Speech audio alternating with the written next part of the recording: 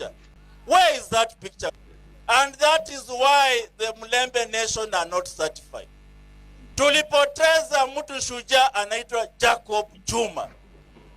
Watu wakaongea, akaisha, akaenda. Hata hiyo torch tulizika nayo Jacob Juma, labda hata iliua watu na hatujui. Tukapoteza mtu mwingine anaitwa Chris Musando. Watu wakaongea, ikaisha. Now we've lost another one. But until when are we going to lose our Luhya leaders and we keep silent? Hatuwezi nyamaza bwana.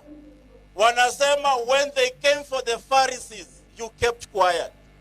When they came for the trade unionists, you kept quiet because you are not a trade unionist.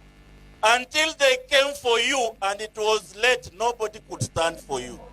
Tusinyamaze kwa sababu ni Cyrus, sio familia yako.